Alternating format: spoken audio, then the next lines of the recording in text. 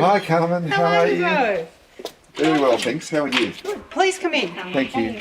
This is Ruby. Hi. Lovely to meet you. Hope you had a good drive down. Until we interviewed her for the last episode, Robert Farquharson's big sister, Carmen Ross, had not spoken publicly about her brother's case for a decade or more. Over the years, she's felt burned by journalists and the legal system, and it's made her wary. But she's decided to take a chance on us. I listened to the podcast and I thought, wow, here's someone who's willing to take a leap of faith. For Carmen, unlike for most of us, Farquharson's conviction and punishment is not safely in the past. It's very much in her life. She talks to her brother on the phone 2 or 3 times a week, and she goes and visits him once a month. Does he tell you much about what his life is like in prison? Not a lot, because he knows it upsets us. I get upset just walking in there. Farquharson is in Barwon Prison. Even from the outside, it's a bleak-looking place. Its grey concrete walls rise up out of the weeds in the middle of a windswept paddock about half an hour from Geelong. Inside, Farquharson lives in the Hoyer unit. It's a protection unit where people who are under threat from other prisoners are housed. He's in there with people like Peter Dupas, who's murdered multiple women and then cut off his victims' breasts. Leslie Camilleri's also there, the Bega schoolgirl's murderer. These are people you really want locked away from society. And in Carmen's telling, it's as depressing on the inside as it is on the outside. You lose your identity, you're not a person. You suddenly are put into a system. Carmen is a warm, grey-haired, 60-something woman. When she visits Farquharson in prison, the guards examine her eyes. She goes through checkpoints, past sniffer dogs. She has to wear a tag, and she can't take anything in, even a tissue. When she finally gets to the visiting area, there are more rules for them to deal with. He has to be facing the guards, and I have to pour the food into the bowl for him because he's not even allowed to touch the chips or whatever it is to put it in. And it's very hard. You can't actually hug or sit very close to each other. Carmen is grateful that the scientists and researchers we've spoken to for this series are taking another look at Farquharson's case. She's also grateful that Farquharson's lawyer, Luke McMahon, is working on a fresh appeal. But over the years, her faith in the justice system, in the Supreme Court, has been shaken. The court is so interesting when you've never been in there before. The building is beautiful, it's full of history, it's full of a sense of justice. This is where, good decisions are made, or so I thought. After her brother was convicted for the first time in 2007, Carmen has this clear memory of walking out of the court, jostled by cameramen, watching the prosecutors head off to their chambers to celebrate.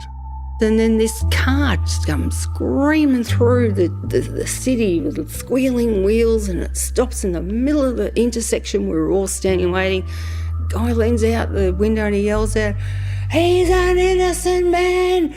and then takes off with all wheels blazing. And sister and I just looked at each other and said, "Did that really just happen?" That's exactly what I'm feeling at this moment, and I wish like hell I could have stood out there and stood on top of a building and screamed the same thing. Carmen says that despite the fresh appeal, she's trying to keep a lid on hope. Even so, there's a room in this house that, just in case her brother does get out, he can stay in. Do you mind if we just go look Yeah, at it? come and have a look. I'm a very organised person. So, there you go. Carmen's husband is adamant. This isn't a shrine to Robert Farquharson. It's a spare room, and other people stay there. But it's such a different environment from prison, and Carmen has a clear vision of her brother one day, perhaps, living here. So I think this is peaceful. You've got green grass, you've got trees. Sometimes it's quite nice sitting here watching life go by. I know it sounds like you're not wanting to be hopeful, but it actually sounds like you do have a little bit of hope. I do. I think deep down, I guess I just don't want to let myself have hope and to vision a future when he's here with us all. And I'd love to think that this day will come sooner than when the time is that he should be released. Because by the time he's released, I may not be here. So I'm hoping with everything that he will be out soon. And I hope the appeal is successful. And I just hope people just take the time to just listen. And just think about things and just look into it without already labelling him. With that last comment, Carmen has hit on the biggest barrier between Farquharson's featureless existence in prison and living in the quiet room in her house with the view over the park. For his appeal to succeed, he'll have to change the minds of people within the legal system. It's the same system that's already twice decided her brother deserves to spend 33 years behind bars. To get a different decision now will be a huge task. But either way, this case has already thrown up serious questions. Questions about whether the system as it stands is equipped to deliver justice in cases that rely on science and strands of the rope to secure a conviction. From the newsrooms of The Age and the Sydney Morning Herald, this is Trial by Water. I'm Michael Batchelard, and this is the fifth and final episode, The Golden Thread.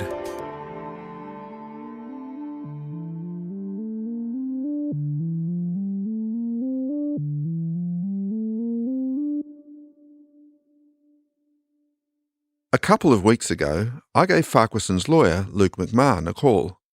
All right. So you want me to record? Is that right? Yes, please. Just give me a sec.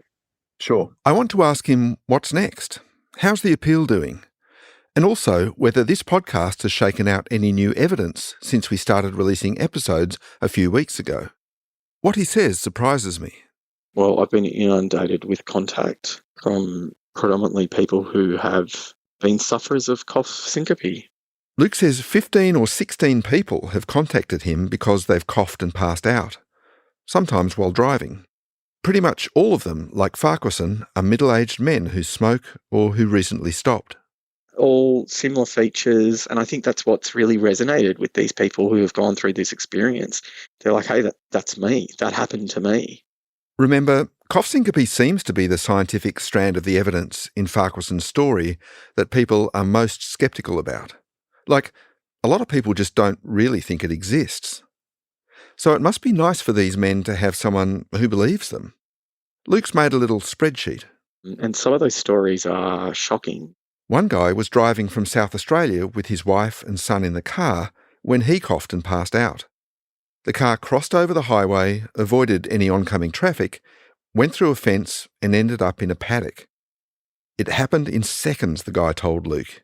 His family was terrified. It puts the account given by Robert Farquharson in a very different light, because from the outset, if your view is that it's, this whole coughing thing is bullshit, then, every other action is seen through that particular lens. And I think if you do accept it, then you can start looking at things in a different way. When Luke first signed up Robert Farquharson as a client in 2019, Farquharson had exhausted all avenues of appeal, and the High Court had refused to hear the case. The only remaining option for him at that point was what's called a petition of mercy. And that means going outside the court system entirely and asking the Attorney General to intervene. It's political. It was foredoomed. There's no way politically someone would suffer that kind of blow. It's also a really bad bet. Yeah, I'm more likely to win the lotto 10 times than any Attorney General granting mercy to Robert Farquharson. But then, later in 2019, a new piece of legislation came into being in Victoria, which gave Luke some hope. It enables a crack in a doorway for an accused person to present fresh, compelling and substantial evidence in front of the court. The new law allows Luke to try to launch another appeal when all the previous appeals have been exhausted. The law was passed after 2 independent inquiries found serious misconduct by police in a number of criminal prosecutions. So later this year, Luke will be approaching the Court of Appeal with his new evidence. And if they agree that it's both fresh and compelling, and that there's been a substantial injustice, then he'll be allowed to argue his case for Farquharson's freedom. Instead of both arms tied behind your back, you've got one to swing with and hopefully land a blow. Yeah, you're back in the game. But it won't be easy. For example, to count as fresh, the new evidence can't have been put at your first trial. That makes sense. But it also means it can't even have been available back then. So if your lawyer could have argued it at the trial but didn't, it's still not counted as fresh. Anyway, you can see Luke's challenge. So, from years of obsession and all that work, what does Luke have? And is it fresh enough? Is it compelling? Well, he's excited about a few things, a lot of which you've already heard about on this podcast.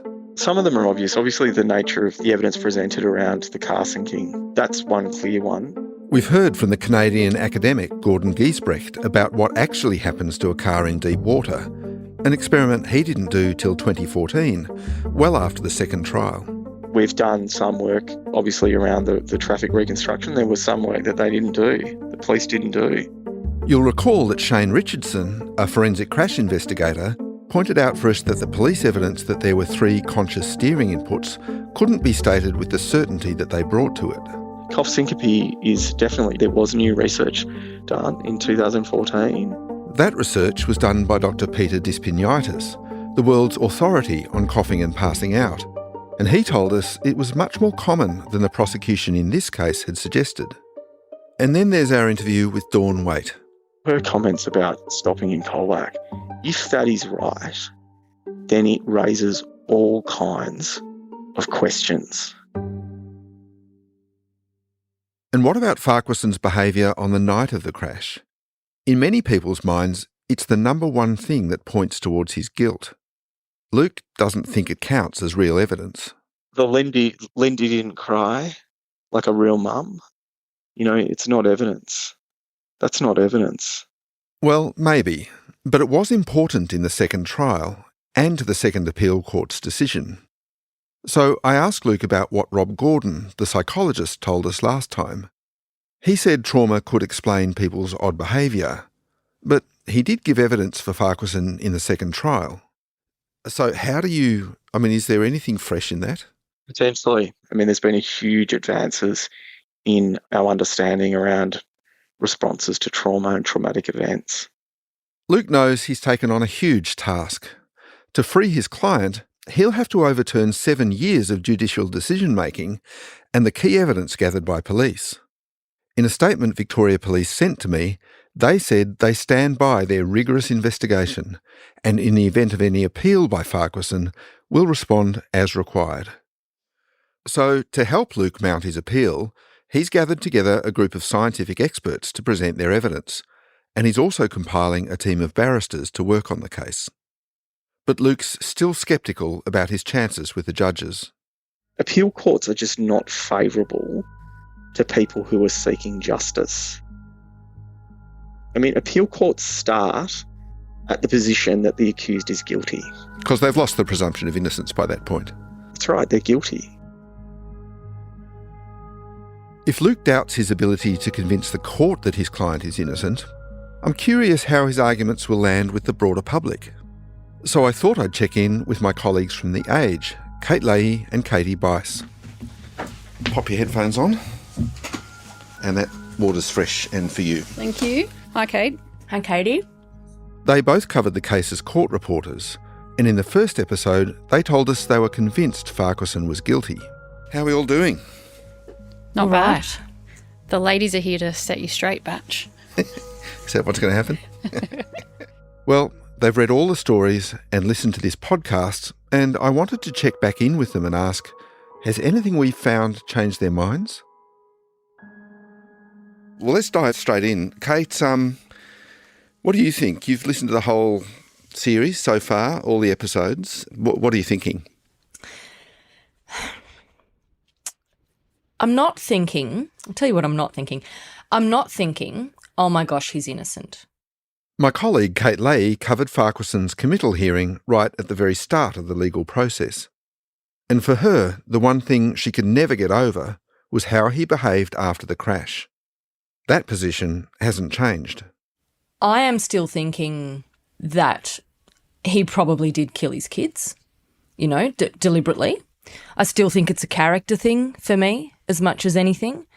The discussion about character and the references to Lindy Chamberlain's case were really interesting.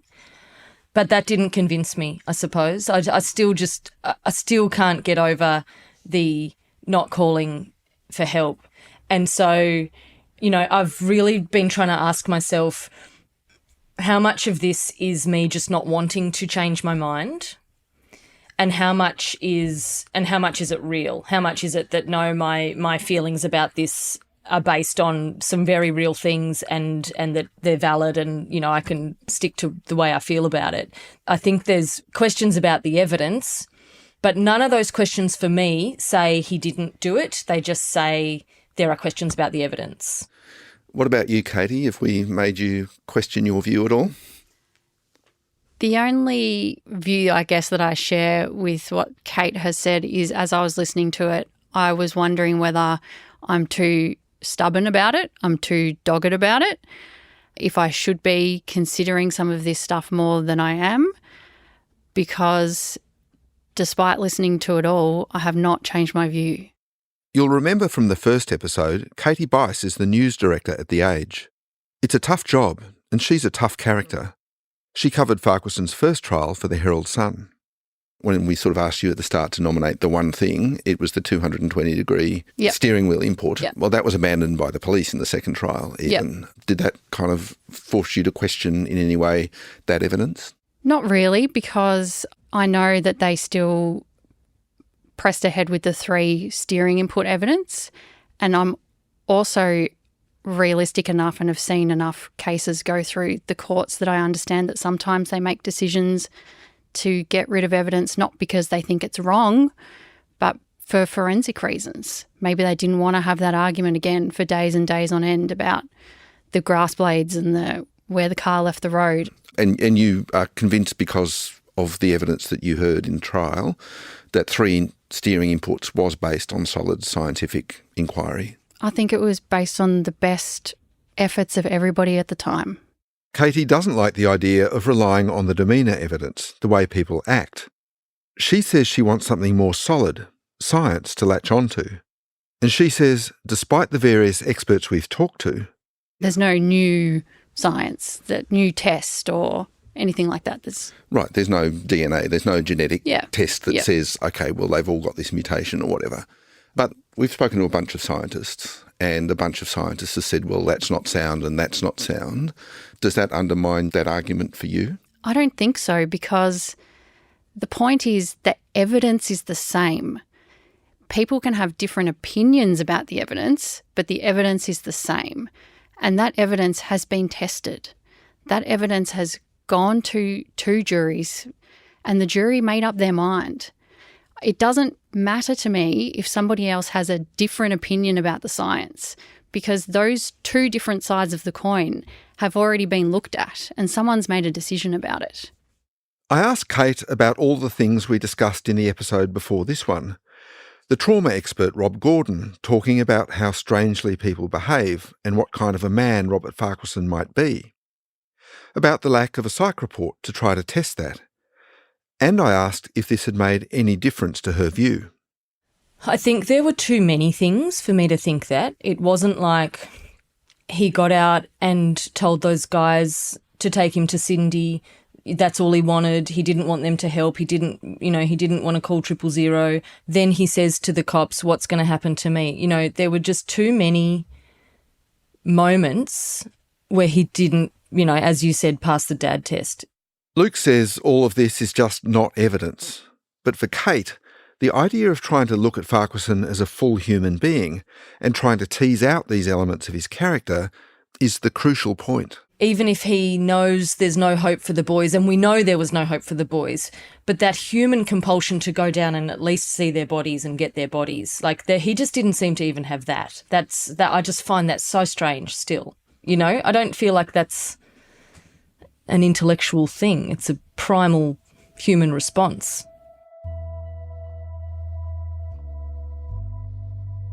We talked for a long time about the various bits of evidence, about the things, small and big, that you can latch onto in this case. We talk about the ways we've all tried to work out whether Farquharson is innocent or guilty. And throughout this conversation, it becomes clear that both Kate and Katie put a lot of faith in the justice system as it is, in the actions of police, prosecutors and courts, and in their ability to get it right. So you're placing a great deal of reliance, as does our system, and rightly, on the jury. Do you think there is ever a case in which a jury's got it wrong or where there's been a miscarriage of justice? I've thought about this while listening to this podcast, and what I can say to you is I've seen a lot of people who I think did something walk out of that courtroom a free person. I have not seen a lot of people who I have genuinely thought did not do something get found guilty. And maybe I am placing too much faith in the system, but if we can't place faith in the justice system, what can we place faith in? Right, we rely on it, but there is an adage that it's better for 10 guilty people to go free than for one innocent person to be locked up. Is that an adage you subscribe to? I'm sure I do, but I still think he's guilty.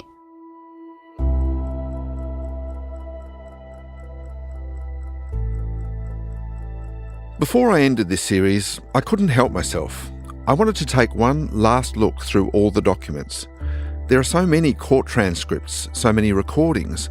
I wanted to make sure I hadn't missed anything. And in doing that, I discovered something I hadn't realised before. I found signs that from very early on in the investigation into Robert Farquharson, he was getting the clear impression that the police already thought he was guilty. And that made me wonder, if that was the case, did it affect the way they gathered the evidence against him? That's after the break.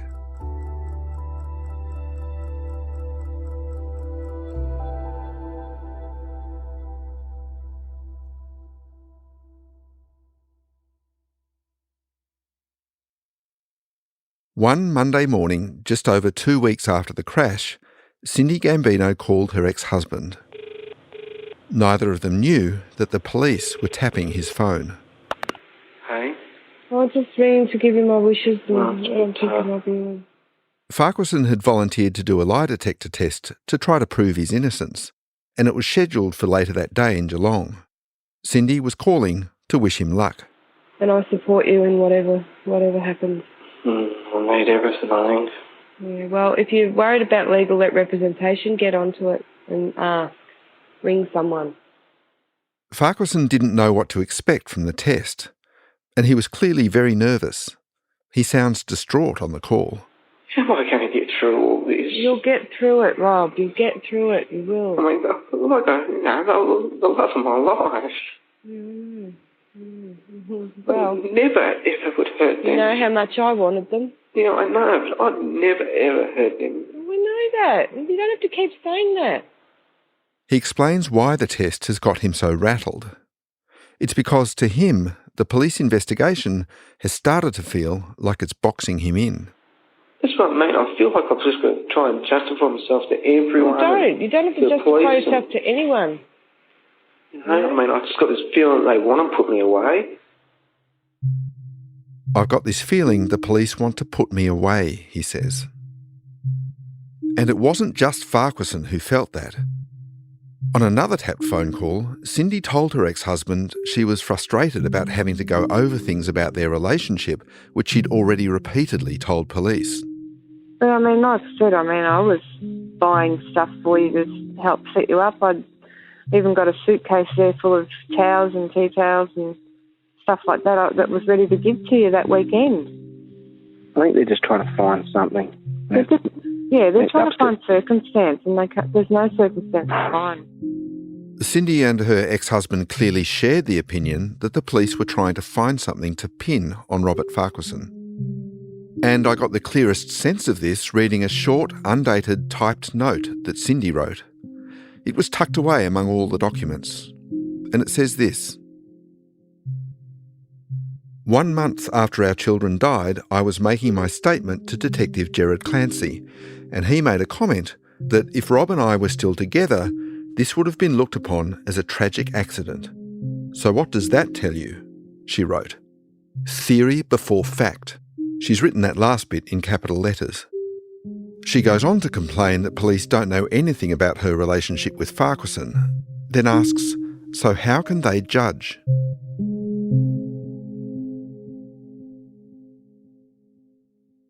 Stumbling over that note from Cindy reminded me of something else I'd heard.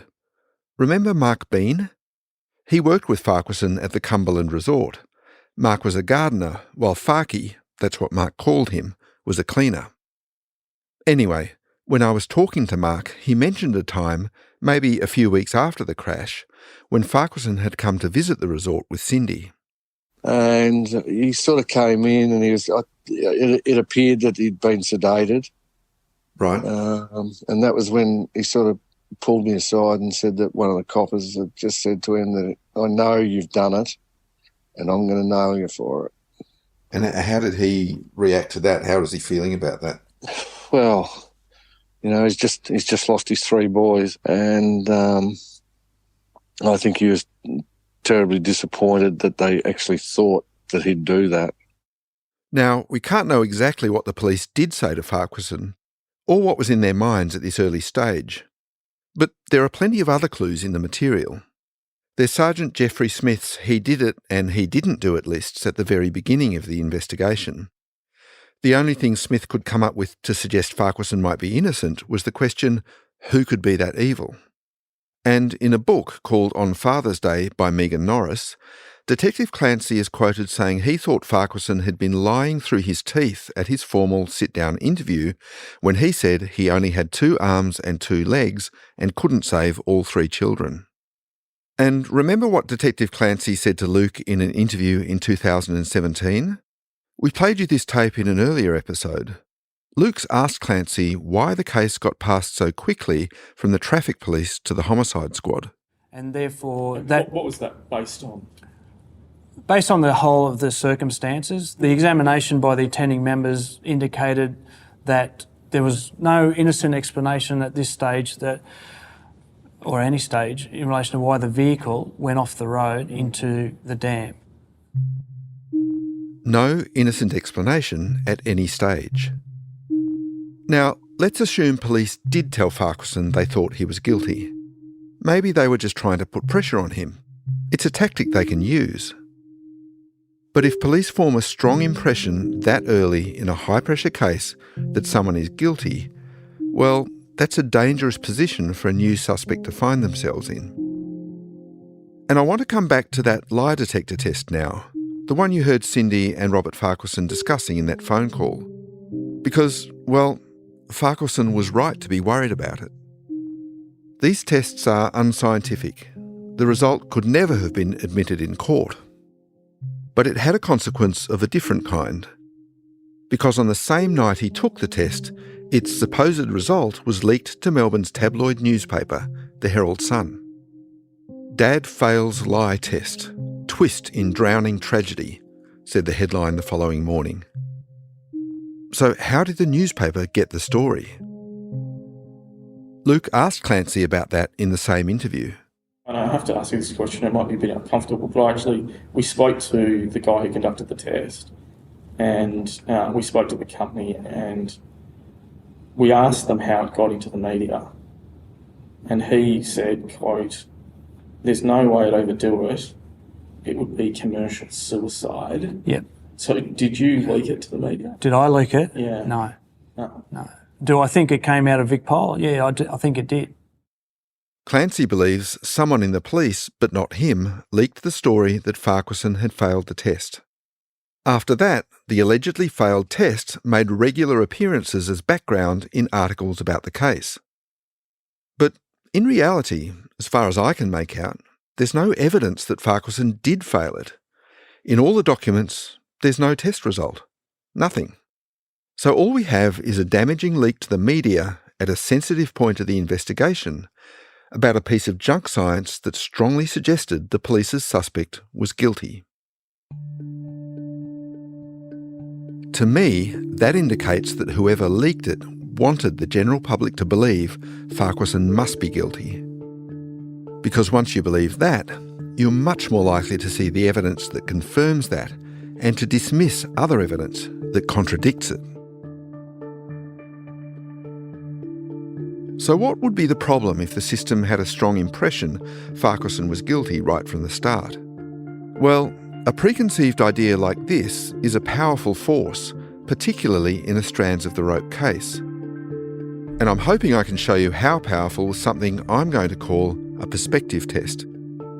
The test starts with another part of that tapped phone call you heard earlier. Cindy's just received a fresh piece of information from Gerard Clancy.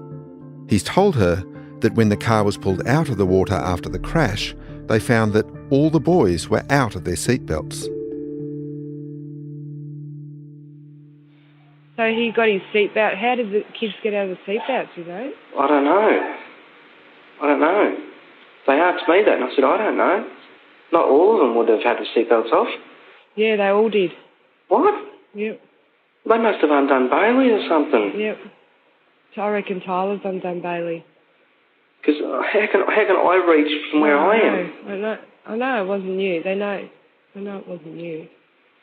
We think the kids have undone their seatbelts. Oh, no. See, that's what I mean. I don't know. Come on, don't get upset. I just needed to know whether you remembered. But they were all. Bailey was still in his seat. Tyler and Bailey were still in their seats. But... I didn't undo their seatbelts. Mm-hmm.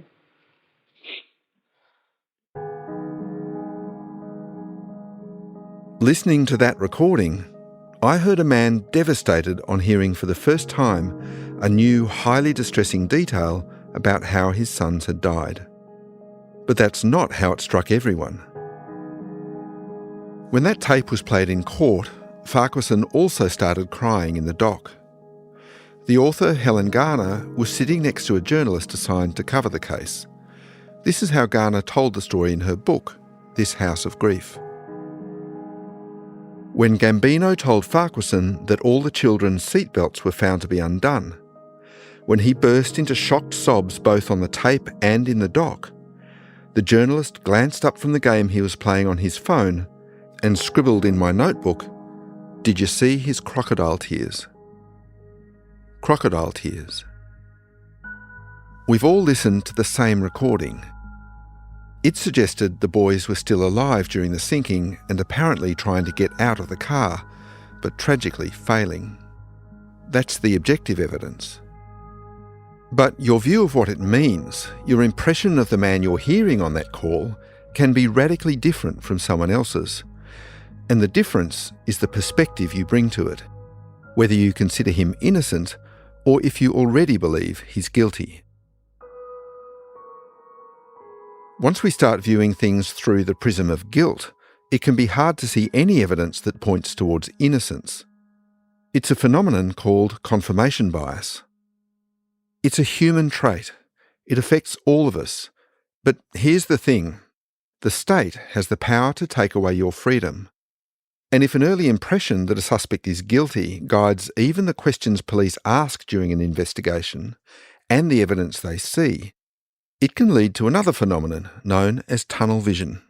Tunnel vision has been heavily researched in the literature on wrongful convictions in particular. That's Emma Cunliffe. She's a professor of law at the University of British Columbia in Canada. And she's an expert on experts. Expert evidence in criminal cases, to be exact.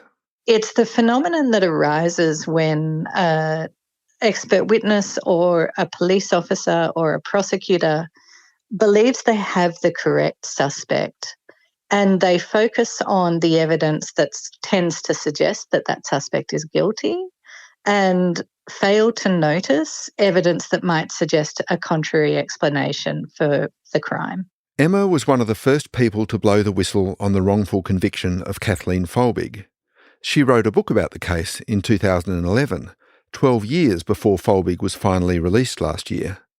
Emma says tunnel vision and confirmation bias are so powerful that they can even affect experts giving evidence in what seem like totally objective areas of science. So there has been some research that shows that if you give fingerprint examiners contextually biasing information, you can actually make them change their conclusions. And that change is clearly based on the contextually biasing information. It's not based on the fingerprints they're actually looking at. And according to Emma, tunnel vision is a particular problem in really high-pressure cases, and especially in cases that involve children. Many child homicide cases of wrongful conviction are cases in which the question is whether there was a crime at all. And in those cases, expert witnesses, police and prosecutors might fail to notice information that tends to suggest a natural cause of death, for instance. Now, we're not suggesting that police or experts or prosecutors involved in the Farquharson case had this kind of tunnel vision. But it's worth noting that his case had the characteristics Emma just mentioned: dead children, and a question as to whether a crime was committed at all. There were 3 dead children. And I think that's a very relevant point. One of the traffic investigators in this case, Sergeant Brad Peters, spoke pretty candidly about the police's mindset when Luke interviewed him in 2017. Obviously, be it a road accident or a homicide, anything that involves the taking of a child's life, subliminally it gets a higher priority for investigators because, let's face it, we're humans. Yeah. Most of them have kids. Yeah. And the notion that someone would intentionally take a child's life. Yeah. What sort of person does that? Peters is saying that in any case that involves the deaths of children, investigators are even more driven to find the perpetrator or perpetrators. And when I spoke to the trauma expert Rob Gordon about this a few weeks ago, he told me the desire to deliver justice for children provided a strong motivation throughout the legal system. You know, there are some events that are so disturbing to any reasonable person that I think it activates, I would say, throughout the system, the sense that somebody has to be held accountable. There is a sort of a fundamental reaction to uncontrolled tragedies to try and actually work out who's to blame. He said this accountability was more than just a desire for vengeance or for punishment. It's a really powerful psychological urge, and it's about restoring order and rationality and control to a dangerous world. Because once we feel somebody's to blame, we are not dealing with a totally irrational and unpredictable world. That's a very threatening idea. Now, we're also not saying in the Farquharson case that the police were motivated by anything other than a desire to solve a crime, or that they had conclusively made up their minds on the case. And of course we want police to push hard, to formulate theories, pursue leads, and not to let people off the hook. We want them to put suspects under pressure when they need to. Because we all rely on their investigations to keep us safe from criminals. We also need police to be open to alternative explanations, to test what they find with an open mind. Because the flip side of their crucial job is to help keep innocent people out of jail. To try to guard against the power of prejudice and prejudgment, Australia's criminal law has a feature baked into its very foundations. We borrowed it from the British, and it's what jurists call the golden thread. It's the idea that you're innocent till proven guilty. Everyone's heard of it, but we perhaps don't realise what a potent idea it is. The golden thread says all defendants, no matter how awful the case or how strong the police argument, all defendants are entitled to be viewed from the perspective that they are innocent, and all the evidence should be considered in that light. And the system requires overwhelming proof, beyond reasonable doubt, to alter that perspective. In both Robert Farquharson's trials, we have to presume that the juries gave him the benefit of the presumption of innocence. But we also know juries are human, as are the police and journalists and the general public. And criminal cases involving children are just so emotive. It's perhaps no coincidence, then, that the two most infamous miscarriages of justice in Australian history were child murder cases, Lindy Chamberlain and Kathleen Folbig. To try to prevent the system going off the rails in this way, Australia's most prestigious scientific body, the Australian Academy of Science, has increasingly turned its attention to failings in the legal system. The Academy wants science, evidence and reason to have a greater say than emotion over who goes to jail and who stays out. At the moment in Australia, there is no reliability standard or test. So that means that opinion, that means that pseudoscience and junk science can be admitted into court, and juries and judges will consider that as part of their deliberations. That's Anna Maria Arabia. She's a neuroscientist by training, but now heads the Australian Academy of Science. I think most people would firstly be shocked by that, and secondly would agree that that is not the best way that we should be informing our decisions in our courts of law. The Academy played a crucial role in seeing Kathleen Folbig freed last year after 20 years in jail for killing her 4 children. The role of the Academy was critical because I think we were able to bring a fresh voice to the case. We were able to step the inquiry through the fresh genetic evidence that was available. And it was particularly complex, so it required a fair bit of work in terms of identifying the right experts. The Academy was also involved in finally getting Lindy Chamberlain's 1982 conviction overturned. That was many years ago. We have a very long track record of being involved in this way. And now it's taking a close interest in the case of Robert Farquharson. I think an objective look at the strands of evidence that were used to convict Robert Farquharson does leave some questions that need to be answered. Anna Maria doesn't have a view on Robert Farquharson's guilt or innocence, but the Academy has plenty of concerns about the case against him. I have looked at the strands of evidence and I have arrived at the conclusion that there are strands of evidence used to convict Robert Farquharson that wouldn't pass some basic scientific tests. Anna Maria says every member of the public should be concerned about a justice system that's not adequately informed by science. She told me, any of us could be Robert Farquharson. Human beings have always sought ways to distinguish who's innocent from who's guilty. In the Middle Ages, judges would make a suspect hold a hot poker and walk 9 feet.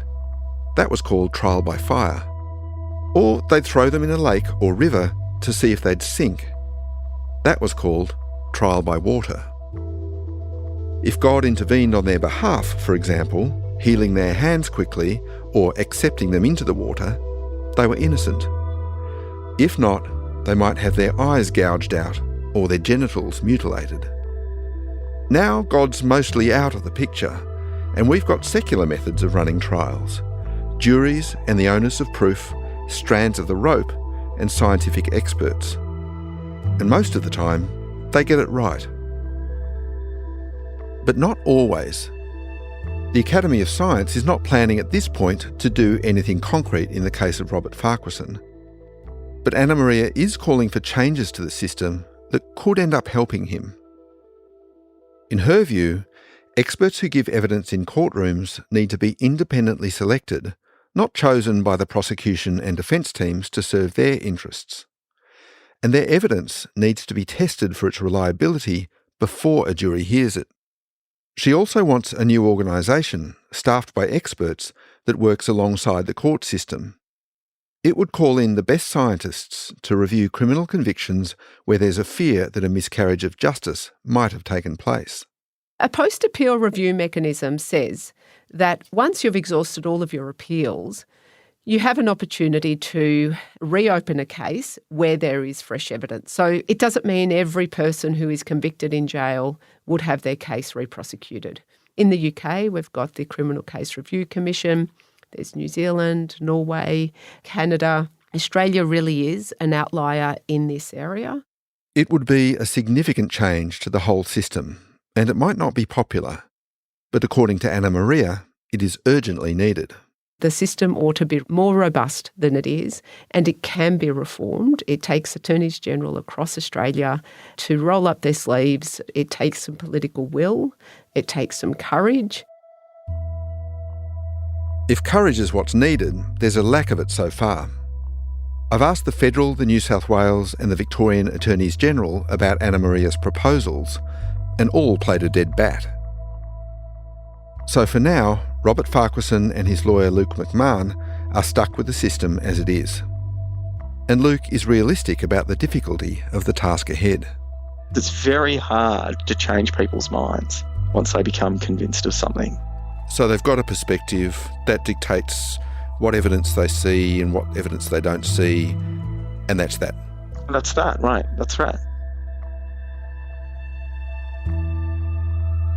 And that brings me back to Kate and Katie. They certainly didn't change their minds.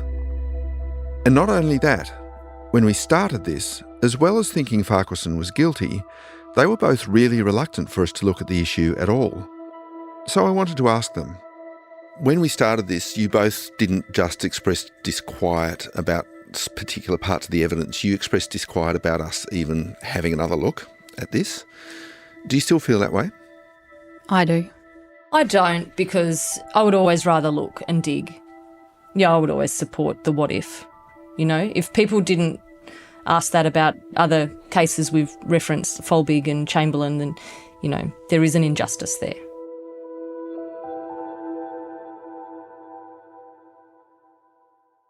Then Kate asks the question that I knew would be coming. Throughout this podcast, I've been asking questions, trying to keep an open mind, trying to test the science and check myself. Now Kate wants to know what I think. What do you think, Batch? Do you think he deliberately did it? I think our system, and I also rely on and trust in the system, but I also think the system gets it wrong.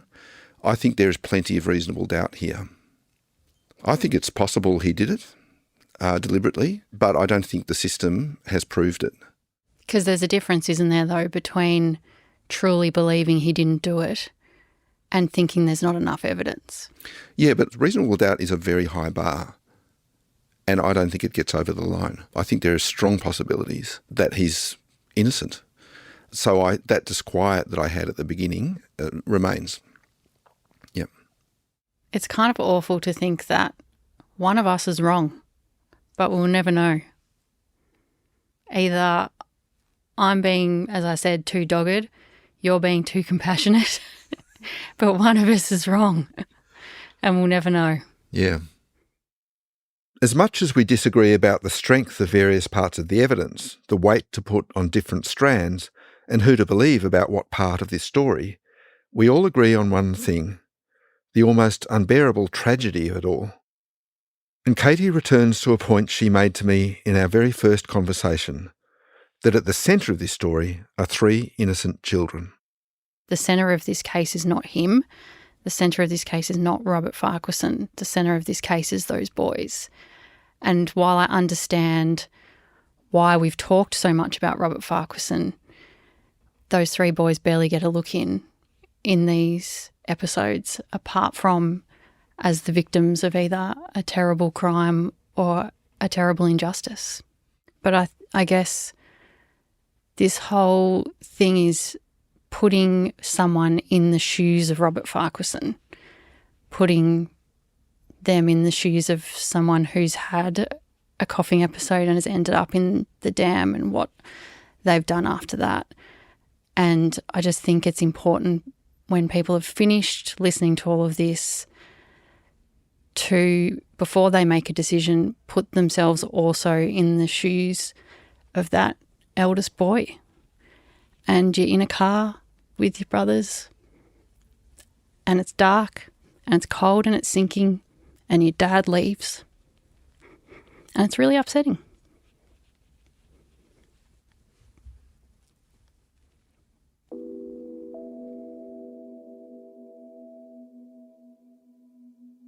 At this point, I'm thinking about those boys, and I'm thinking about Cindy.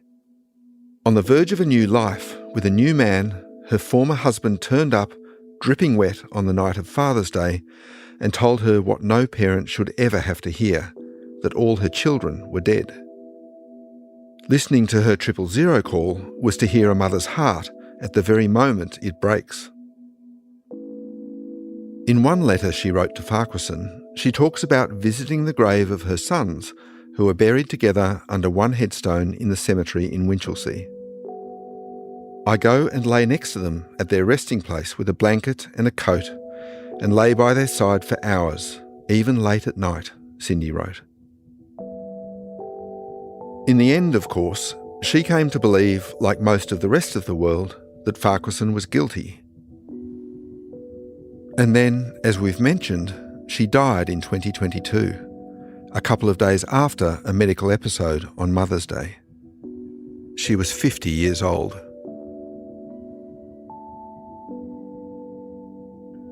To my mind, the only possible answer to all this tragedy, to the deaths of those boys, must be justice. So I go back to it finally to ask Katie about what she thinks justice looks like in this case.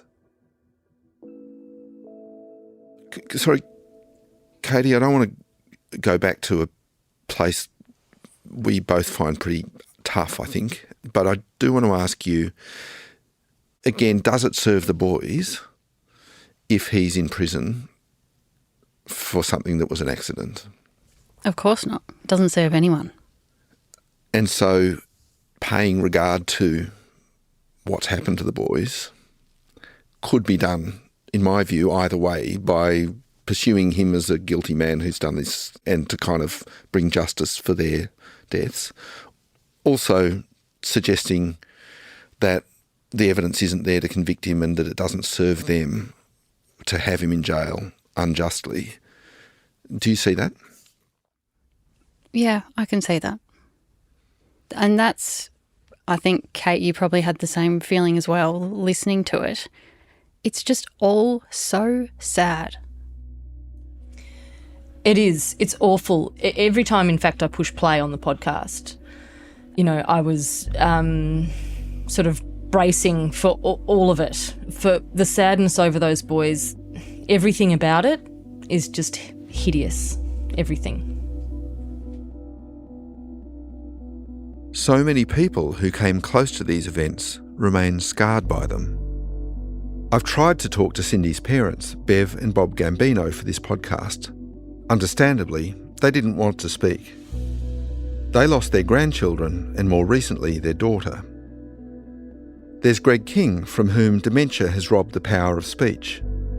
Others, Helen Garner, the judge Lex Lasry, even some of the police and ambulance officers involved in this case won't speak because they just don't want to revisit these horrific events. Stephen Mools, Cindy's second husband, did speak to me briefly. He'd celebrated when Farquharson was locked away, and earlier this year he took legal action so that Farquharson couldn't be buried alongside his own children. In a recent letter from prison that a supporter of Farquharson's passed on to me, Farquharson wrote that when that happened, he'd hit rock bottom. It's the only thing I have left, to be buried next to my children. With the loss of my children, Cindy's passing, now this.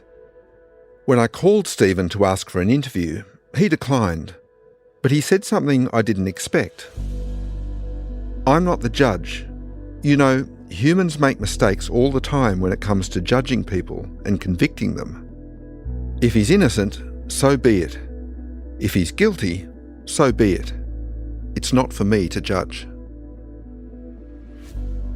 In our system, if somebody is to be punished, it must be because there is no reasonable doubt as to their guilt. And that guilt must be founded on evidence that stands up to the toughest tests. It's what all of us have a right to expect. Because one day, any of us might have an awful accident in which someone else is killed. And that's why Robert Farquharson's lawyers want to scratch at this awful wound, to revisit this tragedy one last time. Because if nothing changes, he still faces almost 2 decades in the worst place society has to offer. And if he's an innocent man, well, that would only compound the sorrow when there has already been far too much of it.